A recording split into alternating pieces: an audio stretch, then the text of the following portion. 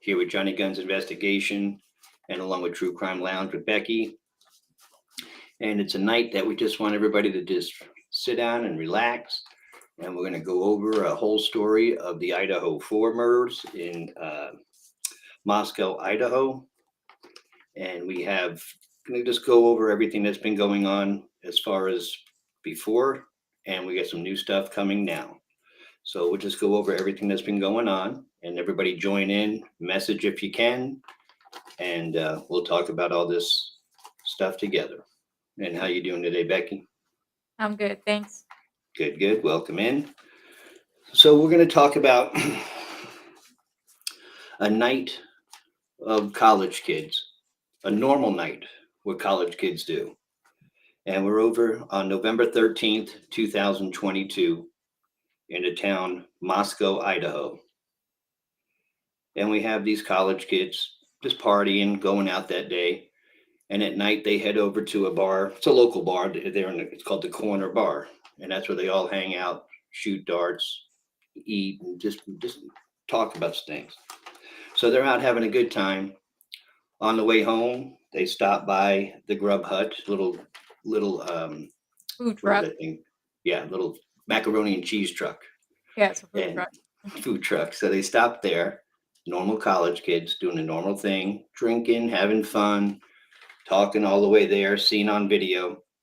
Grab some mac and cheese, and then they take an Uber or Lyft back to their home, which is 1122 King Road, which is off the campus, because this is a college campus, a small town, Moscow, Idaho.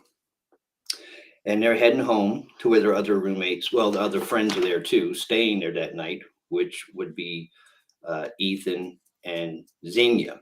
And they were already there waiting for them. So they're all going home to do a little bit more partying. And this is late at night. These guys stay out late at night. So they go home and they're chatting and just doing their typical college things. And we have two of the girls in their one room, and you have Xenia and Ethan in their room. And we have just late at night, we have Xenia ordering food from Uber and just DoorDash. basic. What's that? DoorDash. DoorDash, yeah, DoorDash, delivering the food. Just normal things that a college community and college kids would do on a weekend. Never thinking that night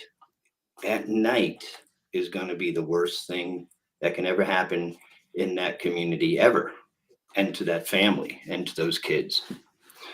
So then we have an alleged murderer, Kohlberger, who is a PhD in criminology, is it? Right. Criminal justice, criminology. Criminal justice and crime scenes investigations and things like that. So and he's been known to be around the area of the college house and just certain things. But he did Now not attend that university. He attended Washington. Washington State, yeah, Yeah. He was which is across about the line. 15-20 minutes away, correct? Right. Yeah, so really close. So he was always, that's what's weird, because he was pinged and noticed going around that college a lot, which there's no reason for him to do that. But there's so many stories out there about what's been going on in that house on 1122 Kings Road, which we know, and there was a lot of drugs, a lot of activity there that we heard about, and which a lot of the other college kids saying they even knew that was the drug house to get drugs. So we know there was a lot of partying.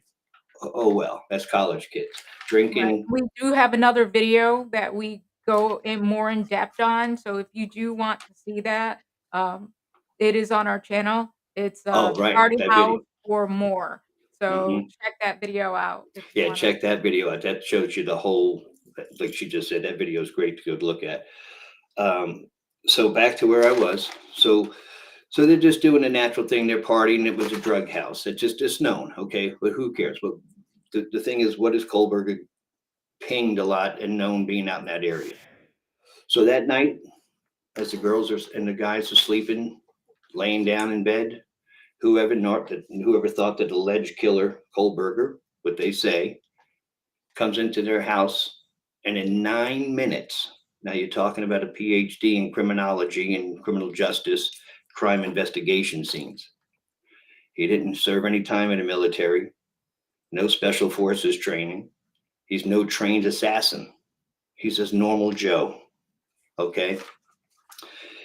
And in 9 minutes, he brutally murdered 4 college students. And we all know, we're just going over the story.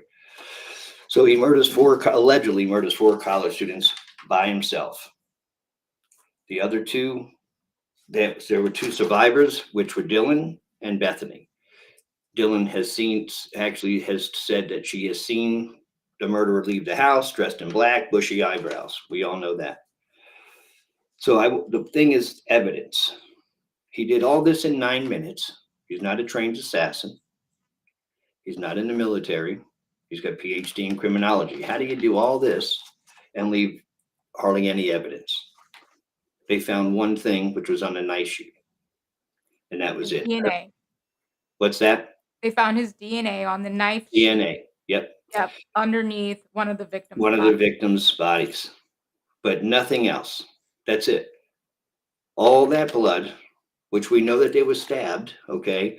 Blood force trauma with stabbing, which is so many different ways of stabbings and traumas. You have chopping, you have stabbings, and you have slicing. He did slice a few of their throats. He did stab some in other ways. And just how is it no other evidence? But that's another thing. So now he goes, bam, he's gone. The other 2 kids are still there. They lived, they survived, which was Dylan and Bethany. They go all night without calling the police. They hear things, but they don't know what. And how you don't hear screaming and you don't hear people getting murdered in that house, I have no idea. Because Right, as you so know, we're gonna go into that too, and because we're going that's to go so into that. And we interesting. have video and we have everything that we've shown before on other videos that we've shown of the audio of the screaming and heard across the street at the neighbor's house. How didn't these kids hear that inside? So that's the other thing. And they didn't call the police until the next morning, Well, the next day, it was the about next day, 12 o'clock, so it was noon. It wasn't even noon. morning. Well, It it was is to afternoon. them. So, and then also before they call the police, other college kids are coming from the other college all around as other kids seen, noticed on video in the home, walking through the scene, prancing around this house. Evidence, evidence. So now we're going to go and see where we are at today, what we have on some new items that they have found and discovered, as far as the 2 survivors texting while the murders were happening, and some Well, there receipts. hasn't been real discovery because No, these are no, just leaked. alleged. This is just us talking. We're allegedly I going know, but over this what is we. leaked information. Yeah, this is the leaked information from one of the jurors. Is that correct? They're not sure where the leak is, who the mole is. They have The mole. an ideal that maybe it could be coming from the grand jury, but they're not quite sure who's actually leaking information because there And is a they, gag order on this case. right, but they're looking more towards it being the juror. So there's just hearsay right now, and we're gonna Right, look at just like the news clips and kinda see what they have, what they're talking about, and we're gonna talk about that. And there exactly. is another article that we're gonna go into, from Airmail as well. Okay, good. All right, so let's go ahead and watch that first video, and everybody, let's discuss it together. Alright, so this, we're gonna go ahead and just I'm gonna get started with the News Nation clip. And this is about the 2 surviving roommates that were allegedly texting during the time of these murders. Now, we don't have the text of what they actually were texting because they are trying to preserve some evidence, but let's go ahead and listen to the clip. Shocking new revelations in the brutal murders of 4 Idaho college students last fall. A new report claims the 2 roommates who survived the massacre were awake and texting each other while their 4 friends were stabbed to death one by one. This new revelation reportedly coming from grand jurors on the case and leaked to family members. Now, the only suspect, Brian Koberger, is still awaiting trial. According to the probable cause filing, one surviving roommate says she witnessed the killer, described as having, quote, bushy eyebrows, walking past her and then out of the home. Prosecutors say they do have Koberger's DNA found on a knife sheath left under one of the victims, and the judge has entered a not guilty plea on Koberger's behalf. Let's bring in Misty Maris, legal analyst and trial attorney. Misty, thank you so much for your time. So this is a new twist. It allegedly comes from grand jurors in the case, but no one is going on record. What was your initial reaction to this potential bombshell? As far as this is concerned, it's really difficult to verify whether this information is actually true. So let's go through a little bit of the history of the case. When the news first broke about this terrible, tragic killing, we learned that there were two roommates who survived the attacks who were in the house at the time. Now, at first, we heard that they were both asleep. They didn't wake up till the following day. Then hits the probable cause affidavit. Well, the story begins to change. One of the roommates now had this encounter where she sees the assailant in the house that evening. So this is a dramatic change from the information that was set forth in that probable cause affidavit. If it were in fact the case that the two roommates were awake and texting during that time. So what does it mean for the case? Well, that would certainly be contemporaneous evidence relayed in those text messages as to what the two roommates heard and saw that night. Now, again, we haven't verified whether or not this is true, and we likely won't know until the trial actually unfolds. But it would certainly be a game changer for the prosecution. Well, it certainly would, Misty. And we know that there is, a gag order in this case. That's, a fact that we need to remember. So what happens if someone keeps leaking information, whether or not it's true, and even if they're doing it anonymously? If the leaker is a grand juror, there are very, very strict rules about what grand juries can say in the public sphere. Now, those rules change jurisdiction to jurisdiction, but Idaho has a similar rule to New York. Grand jurors are not allowed to speak to anybody about the evidence that they see in the courtroom, about the deliberations as far as coming to that conclusion of actually coming back with an indictment. So this would all be completely off limits if, in fact, a grand juror was leaking this information. And there could be serious repercussions. It could be contempt of court. It could put the whole indictment at issue, depending on the nature of the communication. So that is certainly a problem. The gag order is really far and really expansive with respect to the prosecution, the defense, and any statements made or evidence that comes into the public sphere. So yes, there are very serious repercussions as far as contempt of court type charges and even jail time that could be associated with that. Now, that being said, anonymous leakers are sometimes, number one, difficult to verify and sometimes difficult to identify. So it truly depends on the nature of the communication and whether or not that person can actually be tracked down. But keep in mind, anything that comes out in the public outside of the courtroom could potentially find its way into the trial, depending on how this happens and how the information has come to light. Thank you for watching. Go to News Nation Now. That's something else. Yeah. You know what I mean? I mean, this cannot get thrown out. I mean, it is coming up with so many different things, you know? I Yeah. mean, and the texting inside the house while the murders were happening, I still just can't understand on how you don't hear that, you know? I mean, the screaming of how it Well, has to that's what be. they're saying, that, now it may be that they were actually awake. Like, the story Well, the keeps story's changed because they've changed their stories. How many times? the story 2 or keeps changing.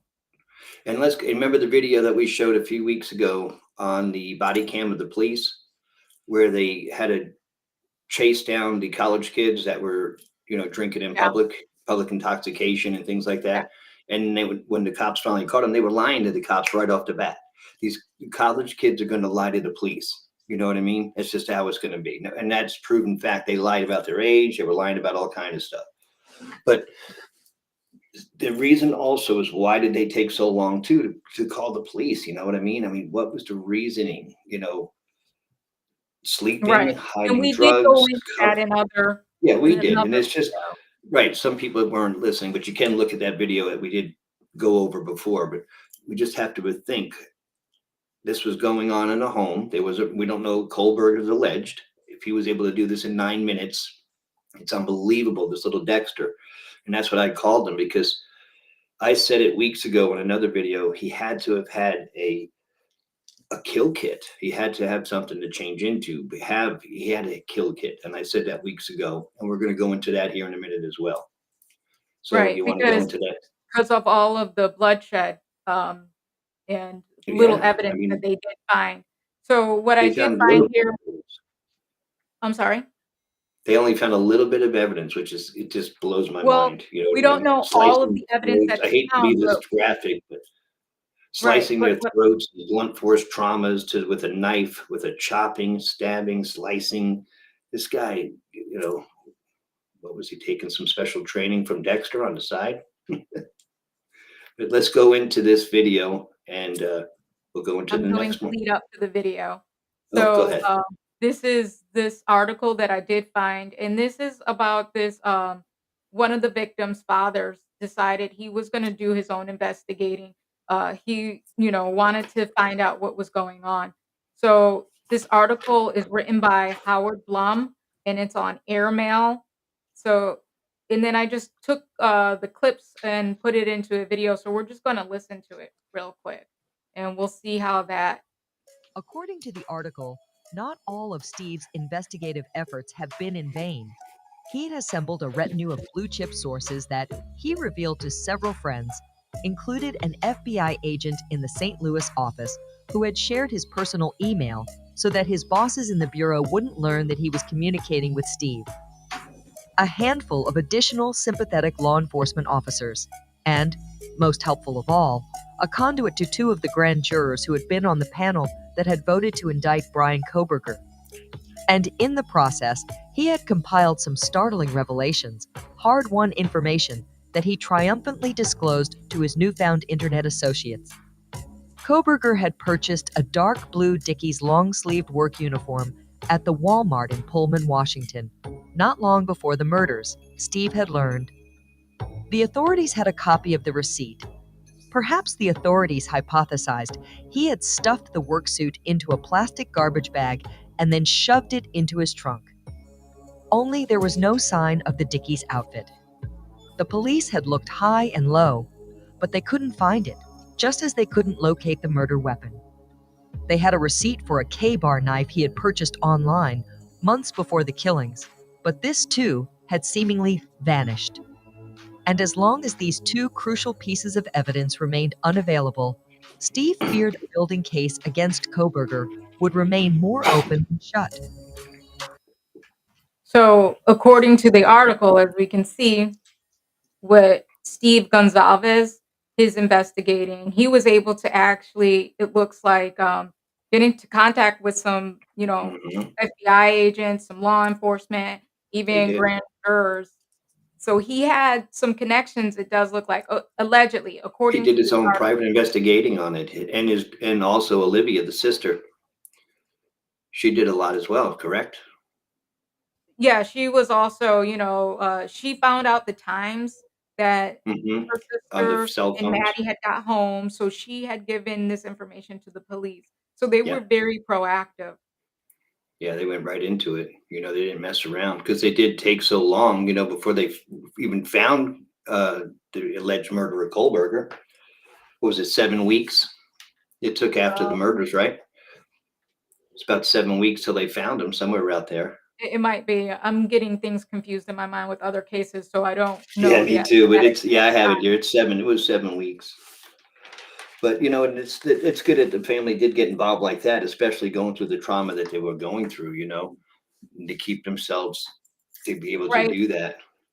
But the You know, problem with that is if that is true, then they're saying that those receipts don't exist. they don't exist. But he had to had he. How does he do that? And not get blood all over. He had to have had that To have, jumpsuit. like yeah, He like, and had that's to. what they were saying, like, that there was a dark blue coverall that he had Hmm. purchased. He also had, receipt for the K-bar knife. Right, So, I'm just for me, I'm just trying to figure out how did those 2 crucial pieces of evidence go missing? Like, missing where did it and go? where? Just the two major pieces of evidence where they are. Where are they? But hey, they could be anywhere, anywhere. You know. But it's still weird. So, Or did I they? mean, Do when you they say have? it's Remember, this is a gas. exclusive, how did they even Do they? come about it? Right. It's But evidence. It should it's be, evidence.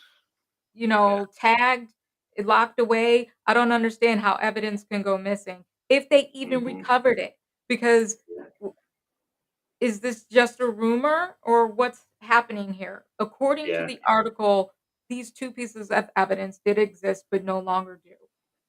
Yeah, and there's a lot of things going back to his family history too, with his father and things going through that case that they had to go through about that missing girl, and a lot of things coming up with the dad having That some was the weight grand issues. jury in Pennsylvania, that was a Yeah, separate case. yeah, totally separate case. But just I'm talking about the family. You inherit things. His dad's got a little bit of some mental issues as well in him. So some things are going on. But my issue is evidence. How isn't there more evidence? How did this guy do this in 9 minutes? Now we have all types of people leaking. We don't know where, if it's coming from the jury, if it's coming from family, friends, who knows? I mean, look at all the people that were in the crime scene the morning after the murders. Do they have pictures? You know what I mean? Would they be out? I mean, what they went and saw the crime scene, they saw the bodies. So it's just a lot of things going around. But this new evidence, this Walmart receipt, it would be great, New you know. evidence that doesn't exist. So And these now are Right, this alleged, but now why aren't they able to go to the Walmart, match up the date that he was there and go through the cameras? now remember, there is also where they have, done a warrant on his purchases for Right. Amazon, Mhm. PayPal, all of his internet activity, they have put, out so that they can get back the information on, and we Right. did do a video on that one as well. Yeah, that's a good So video on that. Check that out as well. And that's well, he purchased a knife from Amazon, right? that's allegedly, that's what they Allegedly said is what that they're they're saying, that it was purchased on Amazon. And or and there it was again, you could purchased, they said it was a receipt, so I'm not sure exactly where. I know that they're going through right now, trying to well, you see can all just of the his same way you can purchases. go on your phone and look up all your back orders on Amazon, if you can see all my That's what 1,000 they're trying orders to I do. have in back orders. So you can go right down there and see whatever you order, they should be able to go to Amazon and have them look that right up, you know? Yeah, but then they have to, request it from Amazon, and you Yeah, gotta go probably I'm go sure through they are. some hoops or They whatever might, because like I they said, also the want to ask prosecutors, from Apple as well. right? There's several different entities that they ask. Yeah. And the prosecutors, like I said, there's been a gag order for a while. The prosecutors may have more evidence than we know, you know what I mean? Oh, they So we definitely don't do. know. But the defense, the defense attorneys always come up with so many different things to throw it in so many different directions, to throw it for a loop. Because I don't think now, this defense team is trying to leak anything, no. no, no, Like, no, they're not trying to do this at all. I'm not saying that. But now, if something else comes out and leaks, this can be a major problem on that jury. You know what I mean? This could the be a grand major jury issue. Yeah, for that grand grand jury that jury. So, indicted, but so you now gotta find out who said something. he has a court date coming up on the 29th or 7th, right? Is a hearing or I something? think there's a hearing coming up at the end of October, I'm not sure what day. Right. And that's just a hearing coming up Right, somewhere in because the his end, trial just is not before scheduled Halloween. until, January or no, it's not even scheduled. He waived his right to a speedy trial, so they haven't scheduled his trial date yet. Right. Right.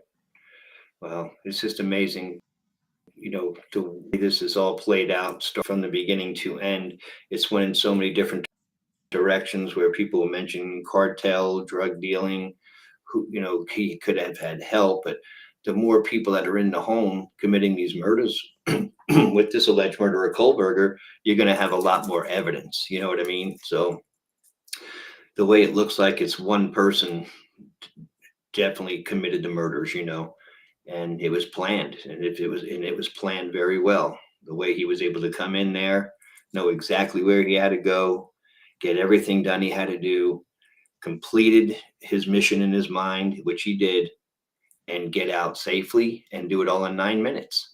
To me, it's impossible, but it was done. It's because the timing. We have the timing on the videos too of all the crimes and everything that happened as well. You can go back and watch, but as the timing is set on all the steps of what he has done, it goes into a 9 minute of his killing spree there.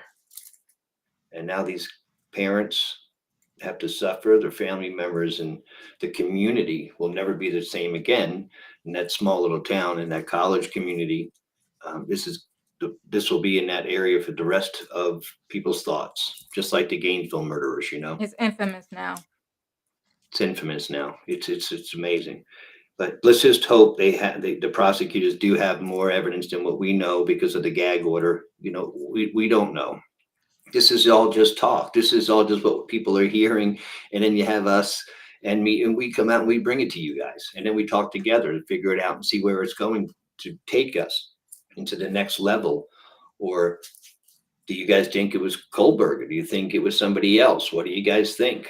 I mean, I was definitely on the ledge about him being Kohlberg, the alleged murderer, by himself, but now it looks like it's definitely him. What do you think, Becky?